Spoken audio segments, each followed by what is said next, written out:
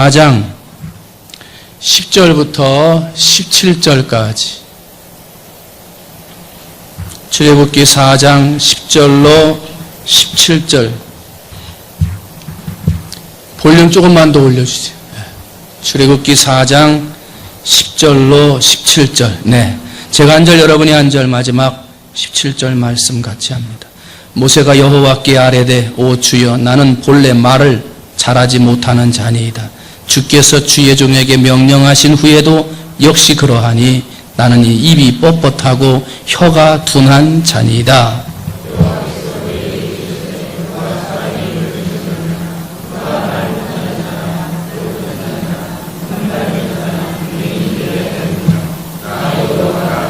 이제 가라. 내가 내 입과 함께 있어서 할 말을 가르치리라. 여호와께서 모세를 향하여 노하여 이르시되 레위 사람 내 형 아론이 있지 아니하냐?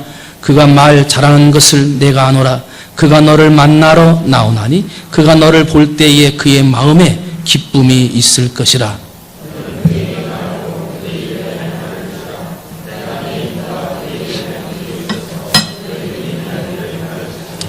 그가 너를 대신하여 백성에게 말할 것이니 그는 내 입을 대신할 것이요 너는 그에게 하나님같이 되리라. 너는 이 지팡이를 손에 잡고 이것으로 이적을 행할지니라. 아멘. 할렐루야. 아멘. 오늘은 환경을 뛰어넘는 믿음은 뭐냐? 환경을 뛰어넘는 믿음. 거제 쪽에 있다고 그래요. 이 매실나무 농장이. 그래서 요즘에 한참 매실들 따가지고 이제 매실주 담그는데, 이야, 좋다 말이지. 가가지고 그 열매들 따가지고 그거 가지고 말이지 이렇게 여러 가지 반찬도 만들고 막 그러는데, 눈에 보여지는 매실의 열매, 또 다른 꽃과 과일의 열매, 그 나무들을 볼 때 참 이렇게 아름다운 꽃이 피고 참 좋은 열매를 맺는 많은 나무들이 있는데, 우리는 보이는 것을 보고 야 좋다 그러는데, 정말 그 나무를 살아있게 하고 그 나무로 꽃 피우고 열매 맺게 하는 건 보이지 않는 땅 속에서 이루어진다. 보이지 않는 데서.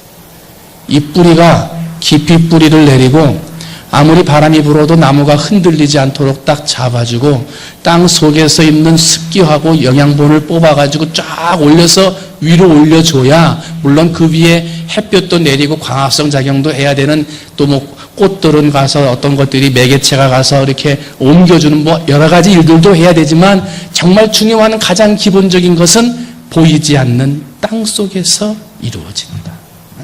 만약에 나무가 썩으면 어떻게 됩니까? 가는 거예요. 제 방에 그 이름은 잊어버렸는데 이게 꽃쭉 소중 이렇게 이게 선인장 같은 나무를 주셨는데, 언제 한참 됐죠. 작년에 받았으니까. 그 나무를 한 달에 한 번씩만 물 주라 그래가지고 한 달에 한 번씩 물 줬더니 그 앞에서 싹이 났어. 그래가지고 이렇게 쫙 하고 2개, 3개 해가지고 이렇게 막 싹이 나서 올라오니까 겉으로 보기 참 좋더라고요. 그런데 깜빡 잊어버리고 제가 물을 그냥 버릴까 그러다가 한두 방울이니까 괜찮겠지 하고 선인장에다가 한 번 물을 더 줬거든요. 그리고 한 3, 4일 지나니까요, 이게 이렇게 빳빳하게 서있던 놈이 툭 떨어졌어. 그래가지고 이게 또 밑에 뿌리가 썩었으니까 중간 잘라가지고 이렇게 집어넣으면 또 살지 않을란가 그래가지고 중간을 한번 가위로 잘라가지고 손으로 이렇게 파가지고 좀 흙 속에 묻어놨거든. 그래서 잘 이렇게 해놓고 저녁에 갔다가 그 다음날 가니까 이놈도 팩 꼬꾸라졌어. 맛이 갔어요. 땅 속에서는 무슨 일이 있었는지 몰랐지. 겉으로 보기는 멀쩡하니까 멀쩡한 줄 알았지. 물지만 잘 자르는 줄 알았지. 근데 정작 문제는 땅 속에서 보이지 않는 데서 죽어가고 있었다는 거예요. 사랑 관계도 그렇지요. 겉으로는 막 인사하고 목사님, 장로님 막 인사하고 손잡고 막 그런단 말이지. 그런데 마음으로는 꽁한 게 있단 말이에요. 겉으로는 인사 잘하지. 근데 속으로는, 보이지 않는 속에서는 뭔가 꽁한 게 있는 거야. 맺힌 게 있는 거지. 그런 관계는 어느 순간에 패꼬꾸라져요. 정말 중요한 일을 그런 사람과 하겠어요? 안 합니다. 정작 중요한 내 속에 있는 얘기 하겠어요? 안 해. 우리 교회 저하고 우리 두 분의 목사님, 전도사님, 교육자들이 있는데 교육자하고의 관계도 이 보이지 않는 마음이 참 중요해요. 그죠?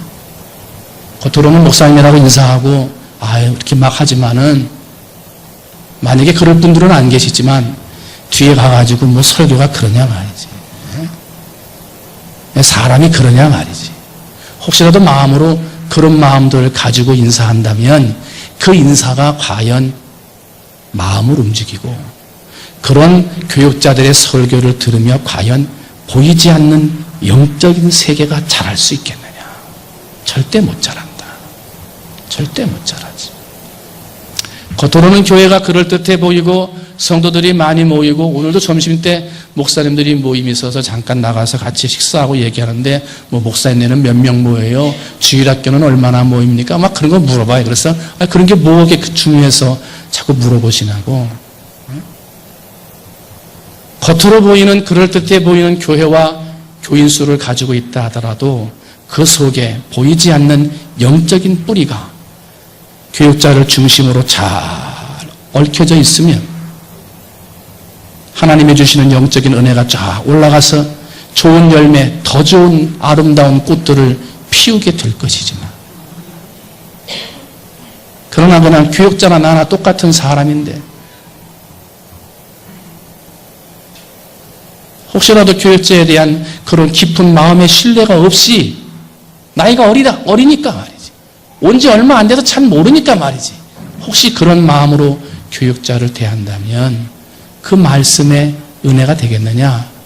영적인 뿌리가 잘 정말 튼튼하게 맺어지겠느냐? 이건 물음표예요, 물음표. 제가 이제 교회 온 지 1년이 조금 지났죠? 1년 2개월 이제 지나고 3개월째 지금 들어가는데 이 설교를 준비를 하면서 그 생각을 해봤던 거죠. 나를 통해서 이제 우리 충무중앙교회가 얼마나 뿌리를 내렸을까? 그 민경희 목사라는 사람을 얼마나 신뢰할까? 그 말씀을 들으면서 얼마나 은혜를 받고 있을까? 겉으로는 눈을 뜨고 목사님 은혜 받았습니다. 말씀에 참 많이 깨달았습니다. 이야기해 주시는 분들이 계시기는 한데 그냥 인사하는 건지 아니면 정말 뿌리 깊이 젖어들어서 서로 이제는 뗄래야 뗄 수 없는 관계가 만들어져 가고 있는 건지 한번 저한테 다시 한번 질문해 보는 거예요. 뿌리가 튼튼해졌는가? 어떤 분들은 그래요. 야, 욕심 부리지 마. 경상도는 그 성격이 탁 이게 있어가지고 기면 기고 아니면 아닌데 정 줄 때까지가 오래 걸린다. 시간 지나다가 정 주면 이제 그때는 다. 그러니까 그 줄 때까지가 있어야 되니까 그래도 한 3년쯤은 있어 봐야 사람들이 저분 괜찮구나 하고 그때부터 이제 정주기 시작하고 그때부터 열심히 하니까 너무 급하게 생각하지 말라. 저는 급해요. 저는 경상도 사람이 아니거든요. 저는 급해요. 저는 교회를 오면서 꿈이 있었거든요. 우리 교회를 놓고 기도한 적은 없었지만은 하립교에서 목회를 하면서 하나님 앞에 기도하기를 선교 나가면서요. 여기에 선교지에 막상 한 2천만 원만 있으면 되겠다 해가지고 교회 건축하러 딱 나갔는데 나가서 교육자들이랑 막 얘기하고 뭐 하다 보니까요. 이것 말고 한 돈 1,000만 원 더 해가지고 여기 딱 학교 건물 조그만 거 하나만 만들어주면 이 교회하고 학교가 딱 맞겠다. 여기 갔더니요. 이 동네는 쓰레기촌이지. 쓰레기촌에 가가지고 가서 봤더니 교회를 만들려고 지어놓고 가서 봤더니 이 쓰레기촌의 교회가 교회만 해서는 안 돼. 보건소도 해야 돼, 보건소. 왜? 병원이 없어, 주변에. 애들이 돈이 없어가지고 병원도 못 가. 버스 타고 내려가야 되는데요. 이 내려갈 돈이 없어가지고 병원을 못 가는 거예요. 그러니까 교회에다가 약을 하다 놔야 돼, 약을. 그런데 돈은 딸랑 교회 지을 만한 돈만 딱 가져갔는데 이게 안 되는 거예요. 교회 와가지고 다시 그걸 줘야 되는데 그 돈을 만들려면 몇 달이 지나야 돼. 그런 걸 생각을 하면서 한번 설교한 적이 있지만은 하나님, 우리 하립교회를 빨리 더 큰 교회로 키워서 그런 일이 있을 때마다 딱 설교해 가서 여기에 뭐가 필요합니다. 그러면 얼른 헌금해가지고 딱 보낼 수 있는 큰 교회를 만들어 주시든지, 안 그러면 조금 더 선교적으로 준비돼서 그러한 일들을 감당할 수 있는 보다 큰 교회로 보내주시면 좋겠습니다. 이 3년을 기도했어요. 3년. 그러다가 단기 선교 간다고 막 인도네시아 간다고 막 준비하고 있는데 며칠 남지 않아가지고 우리 충무중앙교회 광고가 났다고. 저는 뭐 교회 광고를 한지도 몰랐죠. 저는 제 마음에 그게 있는 거예요. 우리가 빨리 자라고 빨리 관계가 형성이 되고 빨리 서로에 대해서 믿음이 생기고 목사와 성도 간에 정말 농담도 주고받으면서 서로 마음 깊은 교제가 빨리 이루어져서 그 다음에 우리 충무중앙교회를 통해서 이루고자 하시는 하나님의 꿈과 열매들을 빨리 맺히고 싶은 거예요. 이 목사의 꿈이라. 목사의 꿈. 빨리 맺히면 빨리 맺힐수록 꽃이 빨리 피고 빨리 열매가 맺는 거니까. 더 열심히 노력하고 더 해봐야 되겠습니다만 사람인지라 부족한 것도 있고 연약한 것도 있을 텐데 여러분 그러더라도 여러분이 잘 이해해 주시고 서로 또 협력하고 서로 기도하면서 좋은 뿌리 관계, 겉으로 보이는 인사만 잘할 뿐이 아니라 그 마음을 다해 목사를 존경하고 그 마음을 다해 목사를 도우며 그 마음을 다해 목사의 목회에 도움을 주고자 하는 성도님들이 되신다면 우리 충무중앙교회를 통해서 하나님이 더 좋은 열매, 더 아름다운 꽃을 많이 피어나가게 하실 줄로 믿습니다. 여러분들이 그런 분들이 되시기를 주님의 이름으로 축원을 드립니다. 보이지 않는 관계, 이거를 얘기하려고 이제 서론이 조금 길었어요. 천재 물리학자 아인슈타인이 어렸을 때 아버지가 나침판을 가지고 놀으라고 줬는데 나침판을 가지고 막 놀다가 아버지한테 떼어드래요. 아버지, 얘 이상해요. 고장났어요. 왜? 아빠, 내가 이거 나침반 바늘을 이렇게 막 돌렸는데 오른쪽으로 돌려도 똑같은 데 오고 왼쪽으로 돌려도 똑같은 데 오고 한 바퀴를 돌려도 똑같은 데 오고 반 바퀴를 돌려도 똑같은 데 온다 이거예요. 아버지 고장났어요. 근데 아버지가 고장난 게 아니라고 그랬거든. 얘가 거기서 아인슈타인이 하는 말이 어린아이가 하는 말이 이 세상에는 보이지 않는 힘이 있는가 보구나. 보이지 않는 힘. 몇 바퀴를 돌려도 다시 제자리로 돌아가게 하는 보이지 않는 힘. 어린아이가 그걸 깨달은 거예요. 천재지요. 1600년대의 물리학자여 수학자여 과학자였던 존 뉴턴은요. 사과나무에서 떨어지는 사과를 바라보면서 하나를 깨달은 거죠. 사과가 위에서 아래로 떨어지게 하는 뭔가 밑에서 끌어당기는 보이지 않는 힘이 있는가 보구나. 그게 뭘까? 그러다가 만유인력의 법칙을 발견을 해요. 경제학자로 노벨상을 받은 마틴 후리드만이라고 하는 사람이 선택의 자유라고 하는 책을 썼습니다. 그 책에 보게 되면 앞으로 미래의 세계는 보이지 않는 힘에 의해 지배하는 세계가 된다 그랬어요. 앞으로 밝아오는 새 시대는 이 보이지 않는 힘이 가장 큰 힘이고 그 보이지 않는 힘을 가진 사람은 성공하고 승리하지만 보이지 않는 힘을 갖지 못한 사람은 세상에서 도태되어 없어져 버릴 것이다 그랬어요. 그러면서 세계적인 경제학자인 한스 싱거는 이 마틴 후리드먼과 함께 그러면 보이지 않는 힘 그게 뭐냐? 앞으로 보이는 이 미래의 세계를 움직이는 보이지 않는 힘이 뭐냐? 그 보이지 않는 힘은 사람의 마음이다 그랬습니다. 사람의 마음.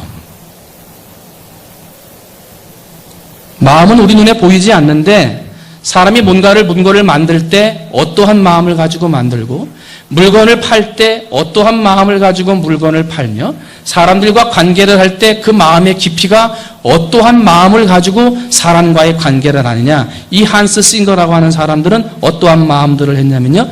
다른 사람을 배려하고 따뜻하고 사랑하는 마음. 그걸 보이지 않는 힘이라고 그랬어요. 다른 사람을 배려하고 따뜻하고 사랑하는 마음. 이 마음을 가진 사람이 앞으로 세계를 지배할 것이다 그랬어요.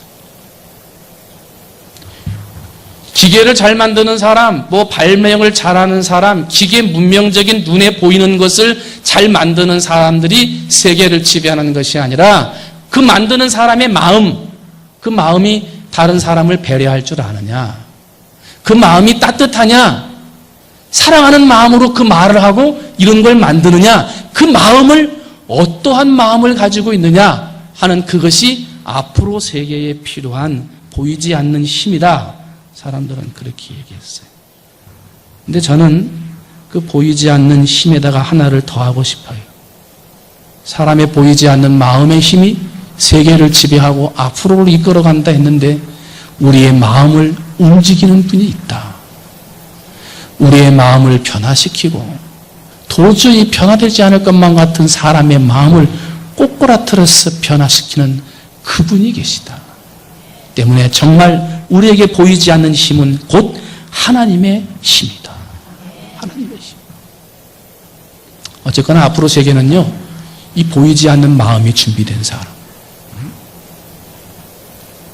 앞으로는 지혜롭고 똑똑하고 물건 잘 만들고 영어 잘하고 뭐 회화 잘하고 이런 눈으로 보여지는 이 똑똑함이 세계를 지배하는 게 아니에요. 왜? 세상이 다 똑똑해. 워낙 똑똑한 사람이 많아야지.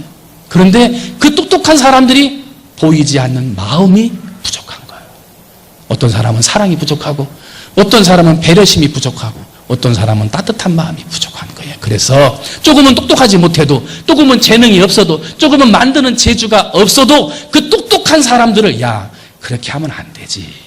너는 용서하는 마음이 좀 약하구나. 용서하면서 살아야지. 야, 너는 다 좋은데 왜 이렇게 마음이 딱딱하냐. 좀 부드러운 사람이 돼야지 하고 사람들의 부족한 마음을 움직일 수 있는 사람이 리더가 된다는 거예요. 여러분, 여러분의 자녀를, 손자, 손녀를 공부가 잘하고 똑똑하고 그런 사람으로 만드는 것도 중요하지만 보이지 않는 힘, 그 마음을 움직일 수 있는 마음이 넓은 사람, 배려심이 깊은 사람, 사랑과 따뜻한 마음을 가진 사람으로 만들어 가시기를 주님의 이름으로 축원을 드립니다. 그리고 무엇보다 중요한 내 마음의 모든 것을 주장하시는 하나님의 힘, 그 힘이 있음을 기억하며 살아간다면 여러분들은 분명히 환경을 뛰어넘는 위대한 사람들이 될 줄로 믿습니다. 서론이 조금 길었습니다. 오늘 본문에 모세가 나와요. 모세는 궁에 들어가서 40년. 자기가 자기 나라와 민족을 위해 뭔가 해보려고 자기 백성을 구하러 갔다가 살인자가 되고 쫓겨나가지고, 쫓겨난 게 아니지, 도망가가지고 광야에서 40년, 80년을 살았어요. 80년. 잃어버린 사람이에요. 도망간 사람이에요. 누구도 기억하지 못하는 사람이에요. 자기 힘으로 뭔가 민족을 위해 해보겠다라고 보이는 자기의 힘을 가지고 뭔가 이룩하려고 할 때 40년간 도망자가 됐던 사람이에요. 그런데 그렇게 40년, 군중에서의 40년, 80년 동안 잃어버렸던 사람이 어느 한순간 갑자기 민족의 지도자로 우뚝 세워집니다. 80년 동안 버려진 인생처럼 살았던 사람이 그 세월과 환경을 뛰어넘어서 하나님의 지도자로 우뚝 세워지더라는 거예요. 그러면 이 모세가 어떻게 이 80년이라고 하는 인생의 세월을 뚫고 환경을 초월해서 하나님의 사람으로 우뚝 세워질 수 있었느냐. 그리고 모세와 같이 우리 성도들이 어떻게 살면 우리도 환경을 뛰어넘어 승리하는 사람이 될 수 있겠느냐. 이것을 오늘 좀 살펴보자는 거예요. 첫 번째, 한번 따라합니다. 하나님은 나에게 놀라운 계획을 갖고 계시다. 여러분, 하나님의 계획을 붙들고 사시기를 주님의 이름으로 축원을 드립니다. 하나님은 나에게 계획을 갖고 계시다. 당시에 애굽 사람, 이스라엘 사람들은 애굽에서 노예 생활을 했어요. 시간도 내 마음대로 못하고 밥도 내 마음대로 못 먹고 억압된 사람들이에요. 자유가 없어요. 철저히 지배당하고 환경에 눌려 있던 사람들이 이스라엘 사람들이, 거기에다가 애굽 왕이 설상가상으로 남자아이가 태어나면 모두 다 죽이라고 하는 생명 억압 정책까지 폈어요. 그래서 이 억압과 노예의 삶에서 어린아이, 남자가 태어나면 죽이라고 하는 생명의 억압까지 있는 이 위험한 환경을 뚫고 태어난 사람이 모세예요. 태어날 때부터 남달랐어요. 아주 힘들게 태어났고 죽을 수밖에 없는 아이가 극적으로 환경을 뚫고 살아난 사람이 모세예요. 태어나고 봤더니 그 아이가 준수했더라. 성경은 얘기해. 외모가 준수한 것도 있습니다만 부모는 그 마음속에 있는 하나님의 계획을 봤다. 그 아이를 통해서 이루고자 하시는 하나님의 계획을 그 어린아이의 얼굴에서 보았다. 여러분, 아이들의 외모나 학력이나 가지고 있는 육체적인 여러 가지의 것들을 바라보지만 눈에 보이는 그것들보다 그 아이들 생명 하나하나 속에 들어있는 하나님의 계획을 발견하셔야 됩니다. 너는 얼굴이 잘생기니까 뭐 모델해라. 그런 게 아니라 정말 그 아이가 그 속에 하나님이 어떠한 계획을 심어주셨는지, 아이는 아이라 모른다 하지만 기도하는 사람은 그것을 알고 발견할 수 있어야 되는데, 모세의 부모는 이 어린아이를 통해 그 속에 내재된 하나님의 계획을 보았고, 그래서 그 아이를 살리게 되었던 거예요. 아이를 숨겼다가 발각되면 부모가 위험에 빠져요. 그러나 하나님의 계획하심이 있기에 그 아이를 살렸고, 광주리에 담아 물 강 위에 띄워 바로 왕의 딸에게 가게 됐고, 그것을 본 미리암이 이야기를 해서 엄마가 유모가 돼서 이 모세를 키우는 이야기가 성경에 기록되어 있어요. 환경을 다스리는 하나님, 어떻게 기가 막히게 강물 위에 띄웠는데 또 애굽의 공주가 다 거기 가서 그 아이를 보고, 아버지가 죽이라고 하는 이스라엘의 아이인 걸 알면서도 야, 이거 데리고 가면 아버지한테 혼날 텐데 이렇게 해야 되는데, 그게 아니라 이스라엘의 아이인 줄도 알지만 그 아이를 자기의 양자로, 거기다가 미리암이 딱 보고 있다가 우리 어머니가 애기 나가지고 유모가 지금, 참 하나님이 섭리하시는 역사는 우리가 어떻게 감당할 수가 없는 거예요. 그게 하나님의 은혜라. 그런데 그러한 하나님의 역사와 계획을 이 부모는 기억하고 있었고, 그 부모가 하나님의 계획을 기억해서 그 아이를 살려두었을 때 이 소중한 한 부모가 하나님의 계획을 알게 되니까 하나님의 뜻이 이루어져 하나님의 영광이 나타나게 되더라는 거예요. 어떻게 돼요? 그 하나님의 계획을 잘 찾는 부모 한 사람 때문에 모세가 태어나게 된 거예요. 여러분, 여러분의 자녀 가운데 있는 하나님의 계획을 발견하시기를 바랍니다. 여러분 가정 가운데 계획하시는 하나님의 계획을 발견하시기를 바랍니다. 하나님이 왜 내게 예수 믿게 하시고, 하나님이 왜 나에게 건강을 주시고 재주를 주시고 하나님이 내게 은혜와 물질을 주셨는지 나를 한번 돌아보시기를 바랍니다. 혹시 내가 하나님의 계획을 놓치고 사람의 계획에 의해 움직여 있지는 않았는지 나를 돌아보아 혹시라도 놓치고 살았다면 다시 한번 하나님의 계획을 발견해서 그 계획을 붙들고 살아 여러분을 통하여 위대한 성도, 여러분을 통하여 위대한 사람들이 만들어질 수 있도록 여러분 그런 환경을 뛰어넘는 여러분이 되시기를 주님의 이름으로 축원을 드립니다. 두 번째, 모세가 어떻게 그렇게 환경을 뛰어넘는 위대한 사람이 될 수 있었습니까? 하나님의 계획을 붙들고 사는 부모님 때문이었어요. 두 번째, 어떻게 모세가 그렇게 위대한 사람이 됐습니까? 하나님의 위대한 능력을 붙들었을 때, 하나님의 위대한 능력을 붙잡았을 때 그는 환경을 초월하는 사람이 되었다는 거예요. 왜냐하면 자신의 힘으로는 환경을 이길 수가 없어요. 자신의 힘으로는 이 세상의 그것들을 이길 수 없기에 우리는 세상을 이길 수 있는 하나님의 힘을 붙들 수밖에 없다는 거예요. 여러분, 지금 모세가 하나님 앞에 부름을 받을 때 나이가 80세입니다. 인생 80년이면요 나이가 많이 든 할아버지와 같습니다. 하나님의 일을 할 나이가 훨씬 지난 거예요. 모세도 그러잖아요. 내 입술이 뻣뻣해서 말할 수가 없다고 말이지. 40살 때까지 궁정에서 교육을 받을 때는 그렇게 해박하고 좋은 궁정의 지식들을 다 받았습니다만 40년의 광야 생활을 하면서 혼자 양치러 갔다가 혼자 들어오고, 혼자 양치러 갔다가 혼자 들어오고, 누구하고 말할 사람도 없고, 말을 섞었다가 모세인 줄 발각되면 또 붙잡혀가게 되기에 사람들이 오면 피해 다니고, 그러다 보니 그 입술이 둔해지고, 그러다 보니 40년이 흘러 나이는 80이 되었는데 그때 하나님이 부른 거예요.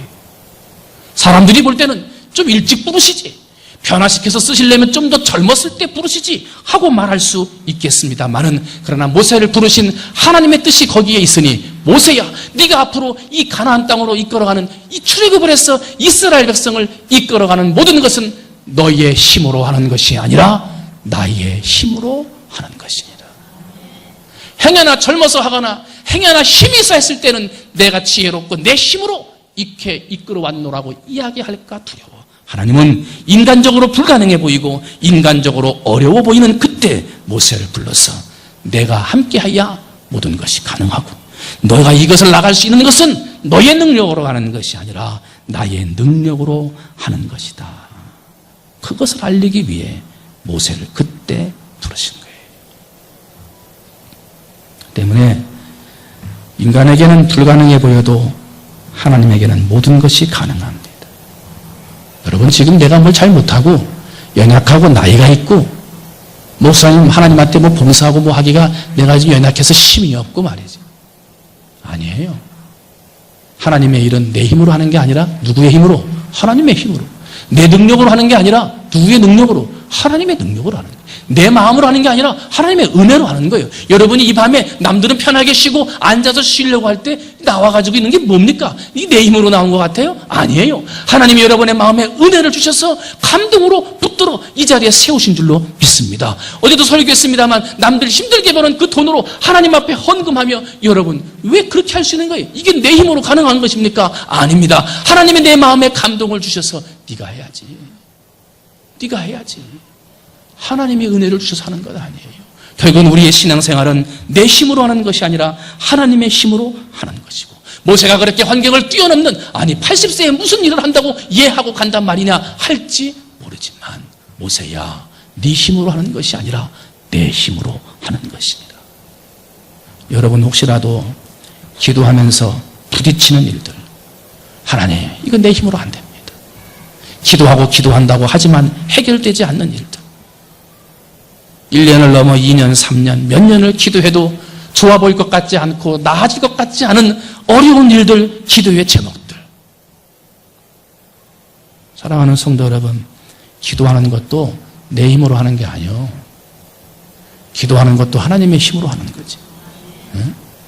내 힘으로 생각하고 하나님 이만큼 기도하면 되지 않겠습니까? 이때쯤 되면 좀 뭔가 좋아지지 않겠습니까? 그건 내 생각이고, 하나님은 우리에게 놀라운 계획을 가지고 계세요. 그 계획을 붙들으면요, 환경을 초월하는 거예요. 그리고 그 계획을 붙들 때 내 힘으로 나가는 게 아니라 하나님의 힘을 붙들고 나가는 사람은요, 환경을 초월하는 거예요. 여러분, 환경을 초월하는 하나님의 능력이 여러분의 삶과 자녀와 가정에게 임하게 되시기를 주님의 이름으로 축원드립니다. 행여나 직장이나 사업장에 초월할 수 없는 문제에 부딪혀서 어려움 가운데 있는 분들이 계십니까? 하나님의 힘과 능력을 의지하고 하나님 앞에 매달려 기도해 내 힘으로 해결할 수 없었던 직장과 사업의 문제가 하나님의 힘으로 해결되시기를 주님의 이름으로 축원을 드립니다. 여러분 혹시라도 여러분의 자녀 가운데 원치 않는 질병이나 어려운 일들 때문에 기도하면서 눈물 뿌려 기도하는 사람들이 있습니까? 내 힘으로 되지 않은 자녀의 일들도 하나님 앞에 매달려 기도할 때 하나님의 능력과 힘을 주시어 자녀들에게 환경을 뛰어넘게 하실 줄로 믿습니다. 이 모든 일은 내가 하는 게 아니에요. 하나님이 하는 거예요.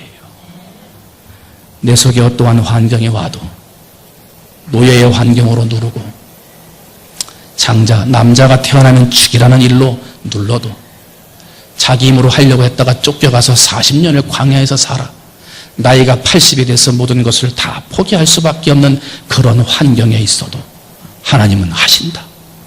하나님이 하시고자 하면 하신다. 하나님이 힘줘서 하시고 능력 줘서 하시고 은혜를 주셔서 하신다. 여러분 어느 자리에 있더라도 하나님이 내게 주시는 힘, 그 능력을 붙들고 일어서서 환경을 초월하여 승리하는 여러분이 되시기를 주님의 이름으로 축원을 드립니다. 마지막 세 번째로, 환경을 초월하는 사람은요, 하나님이 계획하신 것, 이걸 알아야 되고요, 그 계획하신 것을 이루는데 내 힘과 내 능력으로 하는 게 아니라 하나님이 주시는 힘과 능력으로 하는 거예요. 그리고 가져야 할 마지막 중요한 환경을 초월하는 것이 있는데, 그게 뭐냐면 한번 따라합니다. 하나님의 거룩한 성품을 품으라. 가끔은 세상을 보면 좀 화가 나, 좀 삐딱 착하게 살고 말이지, 이쪽에 설교 시간에 이런 얘기 되나 모르겠지만 좀 재수없는 사람 말이지. 아이, 되게 저런 사람이. 그런데 그런 사람이 잘 돼. 그런 사람이 공부 잘하고, 그런 애들이 대학도 잘 들어가고, 그런 애들이 나중에 성공도 잘해. 다 그런 건 아니지만.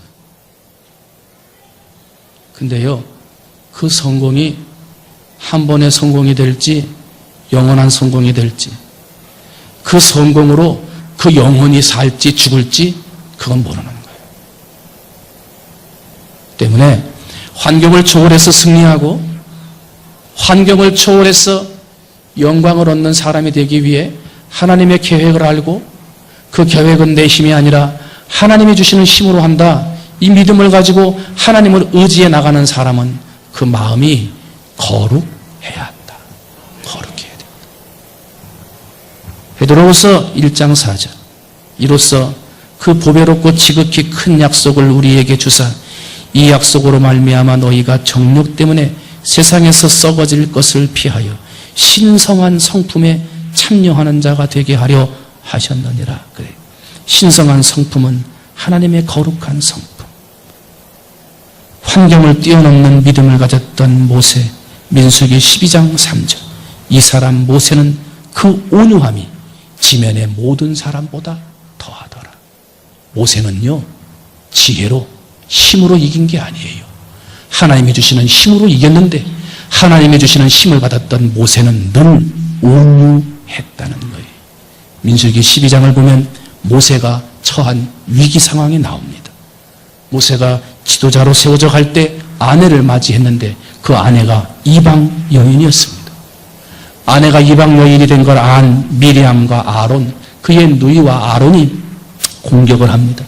이것은 단순히 비방을 하고 공격을 하는 것이 아니라 모세의 지도권까지 하는 그러한 공격으로 이어지게 돼요.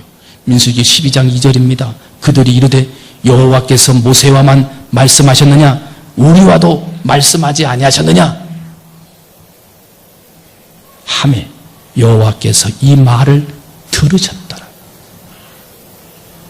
그런데요, 그 다음 절을 쭉 읽어도 아무리 모세를 비방하고 모세의 권위에 비방하고 도전하는 말을 다 해도 모세가 아무 말을 안 해요. 묵묵히 다 받아요. 모든 비난을 다 받아들여요. 온유함으로 그걸 다 참고 견디는 거예요. 할 말이 없어서 안 하겠습니까? 입이 없어서 말이 없어서 안 하는 것입니까? 아닙니다. 광야 40년에 살면서 벌어져 있던 인생, 나이 80이 돼서 아무것도 할 수 없다고 자포자기하고 있었던 인생을 불러서 세워 말씀하게 하신 분이 하나님이신데, 하나님이 하라 하면 하고 하지 말라 하면 안 했던 사람이 모세인데, 때문에 어떠한 인신의 공격이나 모독적인 말이나 어려운 말들이 다가온다 하더라도 하나님이 말씀하실 때까지, 하나님이 어떻게 하라 하고 명령하실 때까지 모세는 그걸 다 참고 하나님만 바라본 거예요. 하나님만. 그런데 그 비난하는 소리를 누가 들었다? 하나님이 들었다. 자신을 변명하지 않고 마음의 평정을 잃지 않고 온유함으로 그 모든 걸 다 견뎠더니 마지막에 하나님이 모세 편이 되셨습니다. 반대했던 사람들을 부끄럽게 하셨습니다. 모세가 당했던 위기를 하나님이 직접 해결하셨습니다. 만약에 모세가 하나님의 계획은 알고 하나님이 주시는 능력으로 지금까지 일해왔지만 그 순간 마음의 평정을 잃어버렸다면, 그 마음의 온유함을 잃어버렸다면 그는 그 이상 쓰임받을 수 없었을 것입니다. 1989년 필리핀 마닐라에서 세계 교회 사람들이 모여서 제2차 로잔 대회를 열었습니다. 그게 중국의 조지첸이라고 하는 86세 할아버지가 그 선교 대회에 참석을 했습니다. 그리고 그곳에서 간증을 하는 거예요. 이 할아버지는 중국 공산 치하에서 복음을 전하다가 잡혀 18년을 감옥 생활을 했어요. 18년 감옥 생활 동안에 14년 동안 인분을 치우는 일만 했어요. 똥통에 들어가서 일한 거예요. 왜냐하면 감옥에 들어가서도 만나는 사람마다 예수 믿으라고 복음을 전하니까 그곳에 있는 간수들이 이 사람은 다른 사람을 만나게 하면 안 된다. 혼자서만 일하게 해야 된다. 해가지고 14년 동안 인분을 치우는 똥통 청소하는 일을 이 사람한테 시켰다는 거예요. 허벅지까지 푹푹 빠지는 그 인분 덩어리 속에서 하루 종일 그걸 퍼내는 일을 한 거예요. 하루 종일. 14년. 근데 그 조지천 할아버지가 뭐라 그런 줄 알아요? 나는 인분 구덩이에 들어가 있는 그때가 제일 행복했습니다.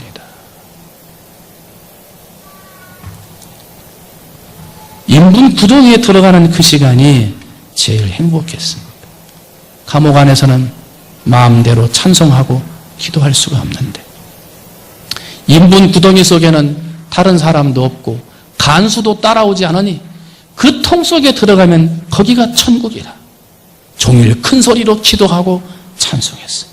전능하신 하나님의 이름을 마음껏 거기에서 불렀으며 세계 교회를 가슴에 끌어안고 기도했습니다. 그렇게 기도하며 하나님 앞에 울부짖었더니 하나님이 나를 살게 하셨습니다.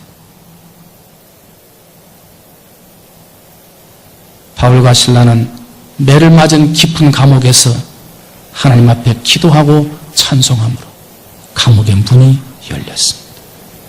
조지체는 14년 인분 구덩이 속에서 고생을 하면서도 하나님의 이름을 부르며 기도하고 찬송했더니 하나님이 그를 살려주셨습니다. 하나님은 환경을 초월하시는 분이십니다. 사람의 인생은 잠깐 내려갈 수 있습니다. 잠깐 어두워질 수도 있습니다. 요셉도 감옥까지 내려갔어요. 그러나 내려간 그 자리에서 하나님을 의지할 때 애굽의 총리로 올라오지 않았습니까? 모세도 양치는 목동의 자리로 40년, 80세가 될 때까지 버림받은 자처럼 살았습니다마는 한순간에 하나님이 그에게 힘을 주시사 위대한 이스라엘의 지도자로 올라왔습니다. 예수님도 무덤 저 아래까지 내려갔지만 하늘의 은혜와 능력으로 부활 승천하여 하나님 보좌 우편에 앉아 계신 거예요. 사람은 내려갈 때가 있어요. 그러나 그 내려갈 때 낙심하고 포기하면 그대로 끝나버리지만 내려가는 그 순간에 더욱 하나님을 의지하고 하나님의 계획을 발견하고 내 힘으로 사는 게 아니구나. 그리고 나서 내 마음에 온유함으로 하나님의 거룩과 계획을 지켜나갈 때 참 저 사람은 하나님의 힘이 있는 사람이구나. 하나님이 함께하는 사람이구나라고 인정받을 수 있는 마음의 거룩함, 온유함을 가지고 살아나갈 때 그런 사람은 하나님이 반드시 다시 올려주신다. 더 영광스러운 자리로 만들어 주신다는 거예요. 사랑하는 성도 여러분, 환경을 초월하는 하나님의 은혜를 받기를 원하십니까? 그러면 먼저 여러분 삶 가운데 있는 하나님의 놀라운 계획을 발견하시길 바랍니다. 그리고 그 계획을 이루어 나가고 내 인생을 살아감에 있어서 그것은 다 내 힘으로 사는 것이 아니라 하나님이 주시는 힘과 능력으로 삶을 깨달아서 하나님의 능력을 붙들고 사시기를 바랍니다. 그리고 그 계획과 능력이 영원할 수 있는 것은 내려갔다가도 다시 올라가 영광의 지위로 회복될 수 있는 것은 세상에 어떠한 억압과 환경이 오더라도 그 마음은 온유함으로 신성한 마음으로 거룩한 마음으로 내 마음과 풍성을 지켜나갈 때 하나님이 그런 사람을 다시 올려주신다. 능력으로 역사의 주인공 되게 하신다. 바라기는 오늘 사랑하는 성도들이 하나님의 계획을 알고 위대한 능력을 붙들고 그 삶의 모양은 거룩한 성품을 유지하여 하나님의 이름을 더럽히지 아니하고 영광 가운데 사는 성도들이 되셔서 어떠한 환경이라도 초월해서 능력으로 구원받는 역사의 주인공들이 다 되시기를 주님의 이름으로 축원을 드립니다. 기도합니다.